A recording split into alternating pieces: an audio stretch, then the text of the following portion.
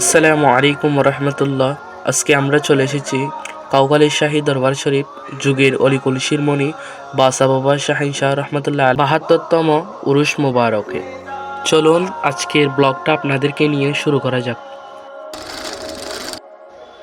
প্রথমে আমরা বাসা বাবা শাহিন শাহ রহমতুল্লাহ আলাইহি এর মাজার গেট ধরে ৫ মিনিট মতো হেঁটে চলে আসি বাসা বাবা শাহিন শাহ রহমতুল্লাহ আলাইহি এর মাজার প্রাঙ্গণে।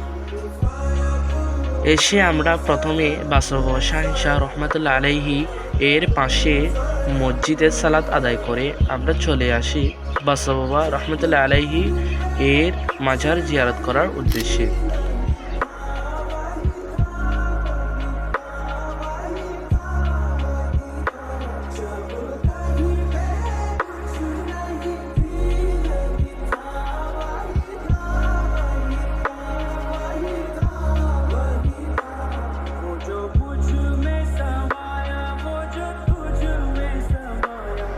মাজার জিয়ারত শেষ করে আমরা চলে যাই বন্ধুবর রাকিবের বাসায় তাবরুক খাওয়ার উদ্দেশ্যে।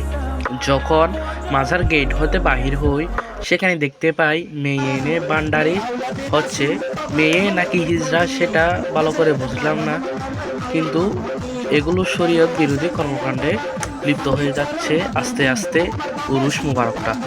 এরপর যখন আমরা বাসা বাবা শাহিন শাহ রহমতুল্লাহ আলাইহি এর মাজার গেটে চলে আসি তখন দেখতে পাই রোডের মাঝামাঝি রাস্তা ব্লক করে মহিষ নিয়ে নাচানাচি এবং পার্কিং লাইট নিয়ে পুরো রাস্তার মাঝখান দিয়ে ব্লক করে সেখানে নাচানাচি শুরু করে দিয়েছে।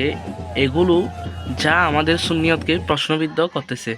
তাই মাজার কমিটির কাছে আরও শরীয়ত বিরোধী কর্মকাণ্ড বন্ধ করার ব্যবস্থা নেওয়া হয় তাহলে আমরা অনেক সুন্দর একটা উরুস মোবারক আমরা উপহার পেতে পারি।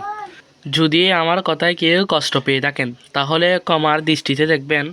আমি শুধু চেয়েছি হকটা তুলে ধরার জন্য, যা বর্তমানে বাতিলের কাছে প্রশ্নবিদ্ধ হচ্ছে। এই কর্মকাণ্ডগুলোর মাধ্যমে সুন্নিয়তকে প্রশ্নবিদ্ধ করতে হচ্ছে। তাই আমাদের উচিত শরীয়ত বিরোধী কর্মকাণ্ডগুলো বর্জন করা। আজকের ব্লগটা এতটুকুতেই। আল্লাহ হাফেজ।